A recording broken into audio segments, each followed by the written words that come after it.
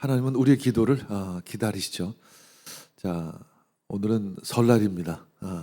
여러분들은 설날을 어떻게 생각하시죠? 설날, 명절, 가족과의 만남, 또 결혼한 사람들은 귀향길에 귀향길로 가서 또 부모님 만나는 시간, 설레고 기대하는 마음으로 가족들을 만났지만 또 갈등과 다툼, 그래서 또 실망하고 돌아오는 것이 다반사죠, 사실은.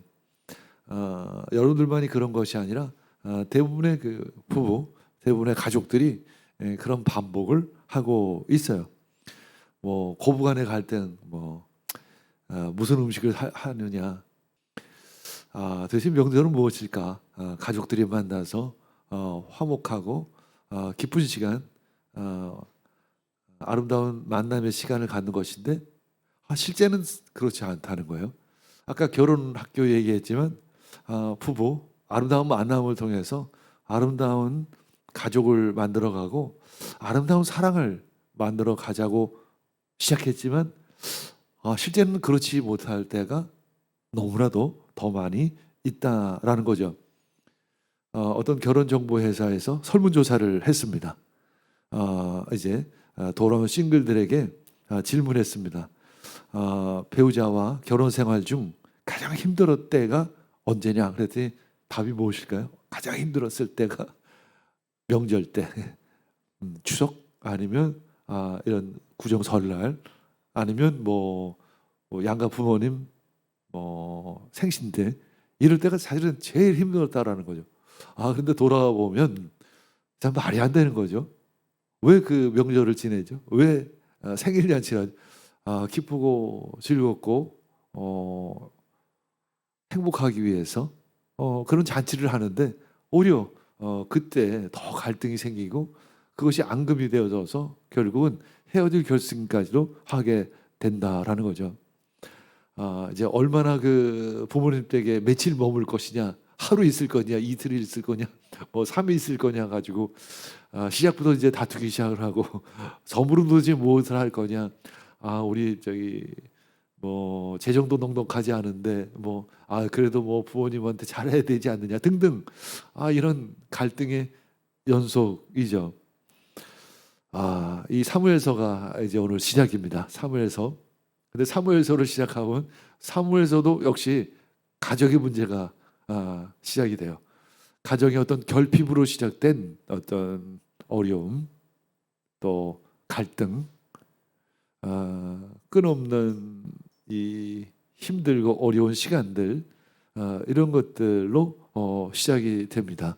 그것은 바로 우리들 인간이 해쳐야 될 많은 그 결핍들이 있다라는 거죠.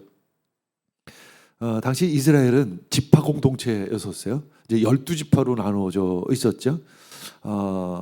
강력한 왕정 체제가 아니라 아주 느슨한 공동체 형식으로 있었습니다. 그리고 이제 그 당시에 이제 엘리 대제사장이었고 그 후에 이제 오늘 말씀을 통해서 이제 사무엘 선지자가 새로운 종교 지도자로 세워지고 이제 마지막 사사가 되죠. 마지막 사사가 사무엘입니다. 그리고 사무엘을 끝으로 이제 새로운 왕이 세워지게 되는데 그가 바로 우리가 알고 있는 사울 왕이죠. 그리고 사울 왕은 실패한 왕으로 기록되어지고 이제 그 다음에 두 번째로 다윗 왕이 세워지게 됩니다. 그것이 이제 사무엘 상하로 이어지게 되죠. 어쨌거나 사무엘서는 결핍으로 시작이 됩니다. 근원적 결핍이죠. 그런 의미로 우리에게는 모든 결핍을 가지고 있다라는 거죠. 그 결핍을 어떻게 채울 수 있을까? 사무엘상 1장 2절 읽겠습니다. 엘가나에게는 두 아내가 있었는데 한 아내 이름은 한나요, 또 한 아내 이름은 분인나였다. 분인나에게는 자녀들이 있었지만 한나에게는 자녀가 하나도 없었습니다. 당시에 엘리 대제사장이 종교 최고 지도자였었죠. 그런 가운데 좀 그 엘리는 참 부패한 잘못된 그런 지도자였었습니다. 반면에 엘가나는 상당히 참 하나님을 경외하는 아주 신실한 사람이었었습니다. 그럼에도 불구하고 그 가족 가운데 결핍이 있었다는 거야. 갈등이 있었고 다툼이 있었고 어려움이 있었다는 거예요. 엘가나에게 두 아내가 있었습니다. 한나와 브니나였었습니다. 그러나 한나는 아들이 없었어요. 엘가나는 한나를 너무나도 사랑하고 아주 극진히 사랑했습니다. 그런데 불행한 일은 아들이 없었다라는 거죠. 당시 고대 사회에서 아들이 없다는 것은 그 여인에게 있어서는 마치 하나님께 신에게 저주를 받았다라고 여겨질 정도로 아주 불행 중에 불행입니다. 그래서 그런지 이 엘가나는 둘째 아내를 두었습니다. 둘째 아내가 분이나죠. 분이나에게는 아들이 있었습니다. 한마디로 한나에게는 아들이 없는데 반면 남편 엘가나로부터 넘치는 사랑을 받았어요. 반면 분이나는 아들이 있었지만 남편 사랑을 듬뿍 받지는 못했습니다. 그래서 분이나는 늘 한나를 시기하고 질투하고 멸시했었습니다. 한마디로 이 엘가나 집안의 어떤 결핍, 갈등을 우리는 볼 수 있는 것이죠. 1장 5, 6절 읽겠습니다. 그는 한나에게는 두목을 주었다. 비록 주님께서 한나의 태를 닫아 놓으셨지만 엘가나는 한나를 사랑하였다. 주님께서 한나의 태를 닫아 놓으셨으므로 그의 적수인 분이나는 한나를 괴롭히고 업신 여겼던 것이죠. 한나가 아이를 못 낳는 이유가 도대체 무엇일까? 그것은 바로 하나님께서 한나의 태를 닫아 놓으셨다. 이렇게 기록하고 있습니다. 그러나 엘가나는 한나를 아주 너무나도 사랑을 했어요. 하면 한나의 적수가 있다고 얘기합니다. 적수라고 표현해요. 둘째 아내인 브리나는 늘 한나를 괴롭히고 업신여겼습니다. 둘째 아내임에도 불구하고 자기는 자식이 있다라는 이유로 한나를 괴롭히고 업신여겼습니다. 왜냐하면 후에 이제 엘가나의 뒤를 이어서 상속을 받을 자가 누구가 될까요? 바로 분이나의 아들이 되겠죠. 분이나의 아들이 이제 상속자가 되어지고 가장이 되면 결국 한나는 천시받는 꼴이 될 수밖에 없습니다. 실제로 보면 이런 일이 해마다 계속됐다. 이게 이런 어려움과 다툼이 끊임이 없었다라는 것을 이야기를 하죠. 사무엘상 1장 8절 읽겠습니다. 그럴 때마다 남편 엘가나가 한나를 위로하였다. 여보, 왜 울기만 하오? 왜 먹지 않으려 하오? 왜 늘 그렇게 슬퍼만 하는 거요? 당신이 10 아들을 두었다고 해도 내가 당신에게 하는 만큼 하겠소. 이렇게 사실은 엘가나 말이 맞습니다. 10 아들이 있다고 해도 나만큼 당신을 사랑하겠습니까? 그럼에도 불구하고 한나는 남편 엘가나로 만족할 수가 없었어요. 이것이 바로 우리 인간이 가지고 있는 끊임없는 결핍입니다. 인간의 결핍은 채울 수가 없어요. 그래서 우리 그 결핍을 채우실 분이 누구일까? 이런 그 질문을 해야 합니다. 시편 63편 1절 읽겠습니다. 하나님 주님은 나의 하나님입니다. 내가 주님을 애타게 찾습니다. 물기 없는 땅, 메마르고 황폐한 땅에서 내 영혼이 주님을 찾아 목이 마르고 이 몸도 주님을 애타게 그리워합니다. 이것이 바로 우리들이 느끼고 있는 결핍을 구할 대상이에요. 우리 하나님께 우리 부족함을 채우시기를 축복합니다. 자, 이번 설 가족들이 함께 기도할 때 하나님께서 모두 응답하실 줄 믿습니다. 기도란 도대체 무엇일까? 기도란 무엇일까? 첫 번째는 내가 하나님의 임재를 구하는 것이 기도의 첫 번째 목적이에요. 기도는 하나님의 임재를 구하는 것입니다. 하나님 그분을 구하는 것이 바로 기도의 첫 번째 이유이죠. 두 번째는 무엇일까? 하나님의 뜻을 구하는 것입니다. 하나님의 마음을 구하는 것입니다. 그래 아까도 얘기했지만 하나님의 마음을 구할 때 우리 이웃들의 마음도 전해지기 시작해요. 이번 명절을 위해서 내가 기도할 때 명절 때 애쓰고 수고하는 며느리의 마음도 읽혀져요. 또 자녀들의 마음이 읽혀지고 때로는 자녀 입장에서는 부모의 마음이 읽혀지기도 하는 것입니다. 그래서 우리 그것을 불평하고 질투하기보다는 사랑으로 그것을 감싸고 사랑으로 섬길 수 있는 마음이 만들어지는 것이죠. 그래서 우리는 기도해야 합니다. 그래서 하나님의 뜻을 구하고 하나님의 마음을 받는 것입니다. 그리고 나서 때로는 나의 필요를 하나님께 구하게 되겠죠. 지금 한나는 간절한 필요가 있습니다. 무엇일까요? 바로 아들이죠. 자식이었습니다. 자식을 달라고 한나는 간절히 기도하기를 원했습니다. 나의 간절한 기도에 하나님은 응답하십니다. 사무엘상 1장 10절 읽겠습니다. 한나는 괴로운 마음으로 주님께 나아가 흐느껴 울면서 기도했습니다.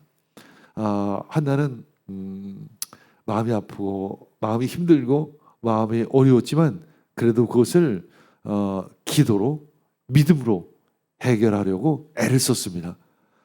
엘가나와 이제 한나는 가족들과 함께 이제 화목제를 드립니다. 화목제를 드린다는 것은 화목제는 그 제사를 드리고 나서 가족들과 함께 그 음식을 먹을 수가 있어요. 그래서 다 먹고 마신 후에 이런 기록이 있습니다. 먹고 마신 후에 한나는 여호와 하나님 앞으로 나아갑니다. 그리고 통곡을 하며 아기를 달라고 기도하기 시작을 하죠. 41장 17절 읽겠습니다. 가련하고 빈궁한 사람들이 물을 찾지 못하여 갈증으로 그들의 혀가 탈 때 나주가 그들의 기도에 응답하겠고 나 이스라엘의 하나님이 그들을 버리지 않겠다. 간절히 드리는 기도, 끊는 기도, 애통해하는 기도를 하나님은 들으십니다. 특별히 하나님의 뜻이 담긴 기도에 응답하시죠. 하나님은 왜 한나에게 아이를 주지 않으셨을까? 그 이유는 도대체 무엇일까?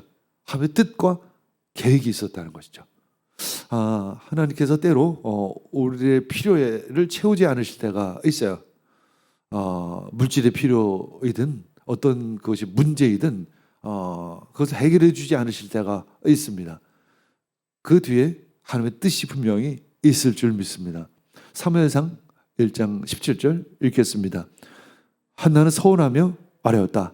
만군의 주님, 주님께서 주님의 종의 이 비천한 모습을 참으로 불쌍히 보시고 저를 기억하셔서 주님의 종을 잊지 않으시고 이 종에게 아들을 하나 허락하여 주시면 저는 이 아이의 한평생을 주님께 바치고 삭도를 그의 머리에 대지 않도록 하겠습니다. 한나가 이번 한 번 기도한 것일까요? 아마 매년마다 때가 될 때마다 늘 기도했었을 것입니다. 이제 드디어 그 때가 온 거예요. 사실은 그 때가 온 것입니다. 하나님이 응답하실 때가 온 것입니다. 그 하나님이 응답하실 때가 언제일까요? 바로 한나가 하나님의 뜻을 깨달았을 때가 바로 응답의 때였던 것이죠.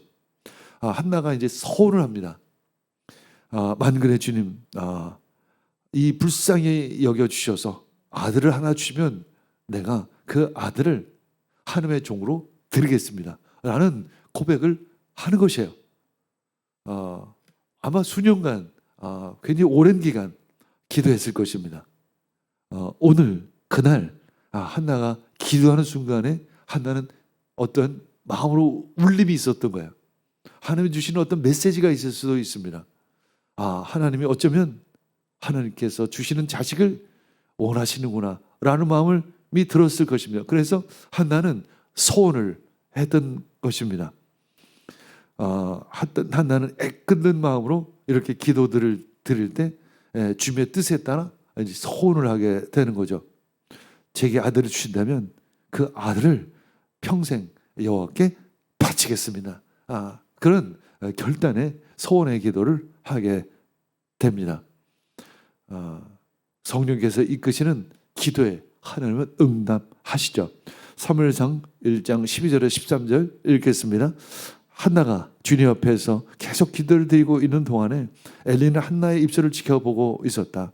한나가 마음속으로만 기도를 드리고 있었으므로 입술로만 움직이고 소리는 내지 않았다. 그러므로 엘리는 한나가 술에 취한 줄로 생각하고 있었습니다. 당시 이스라엘 사람들은 큰 소리로 기도하는 것이 보편적이었습니다. 근데 한나는 소리를 내지 않고 그냥 울면서 마음속으로만 기도를 드렸습니다. 어쩌면 한나는 소리조차 내지 못한 그 간절한 마음으로 기도를 드렸던 것이죠. 이때 이제 그 엘리 대제사장이 그 한나의 입술만 바라보고 아마 저 여인이 술이 취했나 보다 정도로 생각을 했어요. 왜 여기서 엘리 대제사장이 이런 모습이 등장할까 하면 그 이야기는 엘리가 그만큼 영적인 분별력이 없다는 것을 미리 이야기하고 있습니다. 그러면서 그를 꾸짖습니다. 언제까지 술에 취해 있을 것이오? 포도주를 끊으시오. 그때 한나가 이렇게 대답을 합니다. 제사장님, 저는 술에 취한 것이 아닙니다. 포도주나 독주를 마신 것이 아니라 다만 슬픈 마음을 가눌 길이 없어서 저의 마음을 주님께 쏟아 놓을 뿐입니다. 이 종을 나쁜 여자로 여기지 말아 주십시오. 너무나도 원통하고 괴로워서 이처럼 이렇게 기도를 드릴 수밖에 없습니다. 이렇게 이야기를 했습니다. 오늘 이 말씀을 읽는데 이제 오순절날 마가의 다락방에서 110명의 제자들이 합심하여 기도드릴 때 성령 세례가 임했죠. 그리고 그들이 방언으로 말을 하고 또 베드로 사도가 이제 일어나서 말씀을 전하기 시작합니다. 그때 많은 사람들이 120명의 그 제자들을 향해서 말하죠.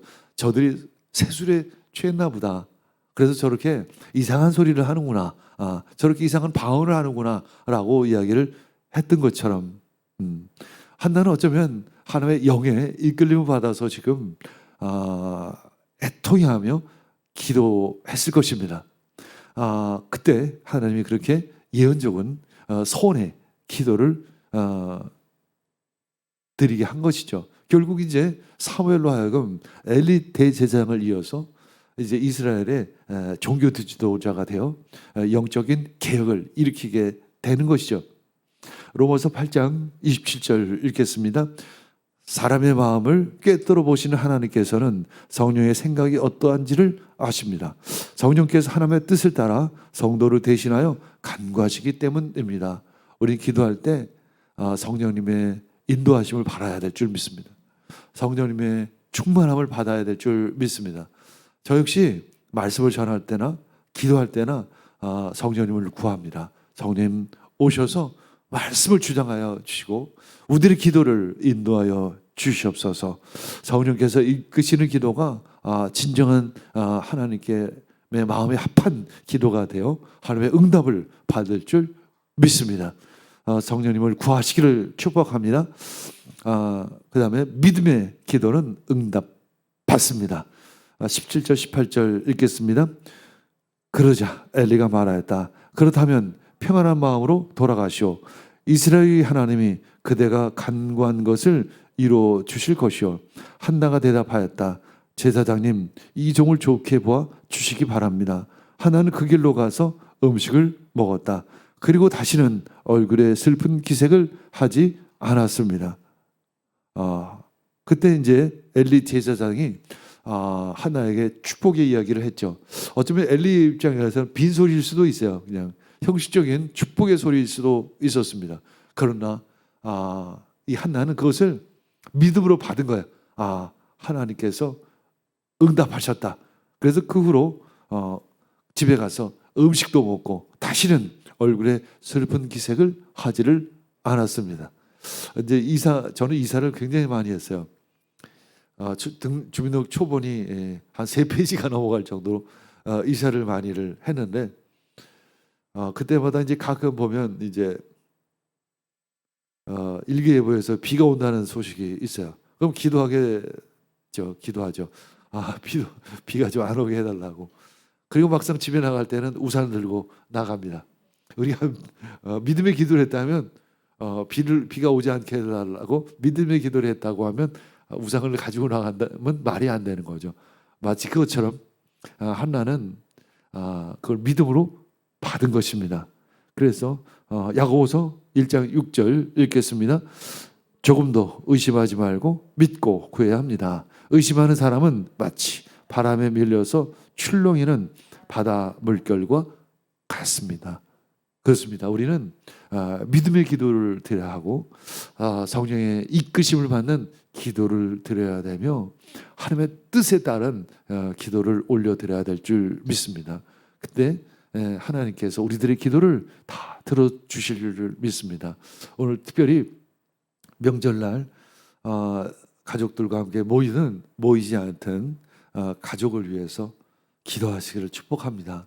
가족이 잘 되기를, 화목하기를, 그리고 내 안에 있는 모든 미움이 다 사라지기를 기도하시기를 원합니다.